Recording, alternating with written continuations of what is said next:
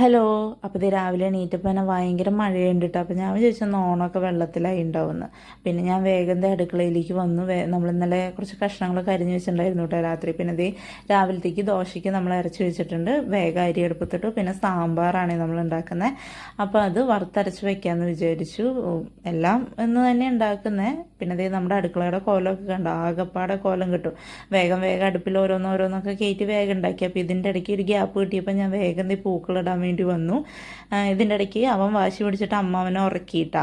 പിന്നെ ഇത് നമ്മൾ ഇന്ന് എന്തൊക്കെ ഉണ്ടാക്കിയെന്ന് നോക്കിയാൽ ചോറുണ്ടാക്കി, ഇന്നലെ ഉണ്ടാക്കിയ കുറുക്ക് കാളനുണ്ട്, പിന്നെ ഇത് കൂട്ടുകറി ഉണ്ട്, പിന്നെ എരിശ്ശേരി ഉണ്ടാക്കി, ഓലൻ ഉണ്ടാക്കി, പിന്നെ ബീട്രൂട്ട് പച്ചടി ഉണ്ടാക്കി, പിന്നെ ഇന്നലെ നമ്മൾ പുളിയിഞ്ചി ഉണ്ടാക്കിയില്ലേ അത്, പിന്നെ ഇതേ അവിയലുണ്ടാക്കി, പിന്നെ ഇതേ നമ്മൾ വറുത്തരച്ച സാമ്പാർ ഉണ്ടാക്കി. ഇത് തന്നെയാട്ടോ രാവിലെ നമ്മൾ ദോശയ്ക്കും കഴിച്ചത്.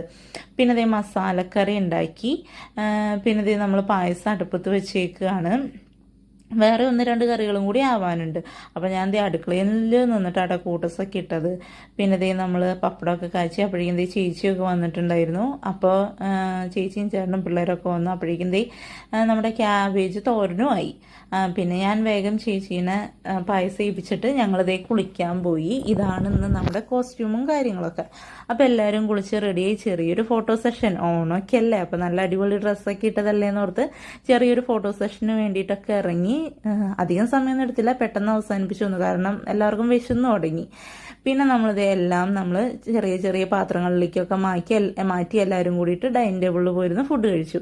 അപ്പോൾ എല്ലാവരും നല്ല ഹാപ്പി ആയിട്ട് ഫുഡ് കഴിച്ചു. കഴിഞ്ഞ ഒരു കൊല്ലത്തിന് മുന്നേ വരെ ഇതായിരുന്നു കേട്ടോ ഞങ്ങളുടെ ഫാമിലി. ഇച്ചിരി വലിയ ചെറിയ ഫാമിലി.